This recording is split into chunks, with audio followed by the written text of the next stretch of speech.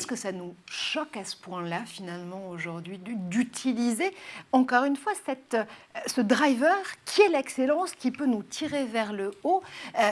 Vous nous dites aussi quelque part dans cet ouvrage que finalement, on préfère parfois s'en remettre à un petit peu du coton, enfin, ce côté soft skills, ce côté très enveloppant, ce côté très doudou du développement personnel, plutôt que de faire face aux véritables problèmes, aux véritables questions, et allez, de se mettre un peu un coup de pied aux fesses parfois.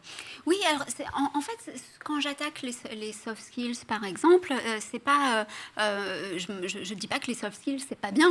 Je trouve que c'est très bien de vouloir développer ces soft skills. En revanche, ce que j'apporte, c'est que la communication non violente, les soft skills, etc., ce sont des stigmates d'une société qui veut à tout prix mettre en avant la vulnérabilité de l'humain. Et en fait, toute cette guimauve me barbe, pour ne pas dire autre chose. Oui, j'avais compris. Mais elle me barbe d'autant plus en tant que psychologue, puisque je suis aussi psychologue clinicienne et je reçois des patients tous les jours. Et ça, c'est vraiment quelque chose que j'ai noté chez mes patients. C'est toujours cette idée, mon enfant, pour moi, l'essentiel, c'est qu'il soit heureux. Je veux pas attendre plus de lui. Et on se sent un bon parent quand on dit des choses comme ça.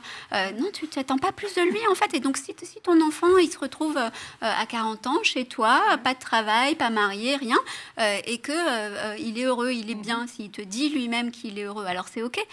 Ah non, alors là, c'est pas complètement OK. Vous voyez, donc il y a cette idée que quand on est vulnérable, quand on est dans la communication non violente, c'est-à-dire qu'on va pas élever le ton, on est quelqu'un de sage, quelqu'un de bien. Et quelqu'un de bien, c'est quelqu'un qui montre sa vulnérabilité. Et ça, je pense que pour notre société globalement et pour nos individus, enfin pour nous tous individuellement, ça n'est pas bon parce que il y a cette idée de les premiers seront les derniers. On a déjà lu ça quelque part.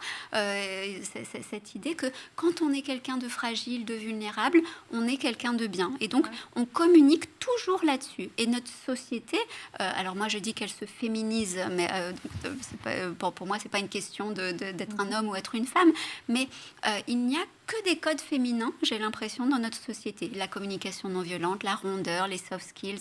Un homme qui est un homme bien, c'est un homme qui est hypersensible, qui montre sa sensibilité. C'est vrai aussi, mais pas que. Mais aujourd'hui, c'est vraiment ce qu'on va montrer en priorité de l'homme bien.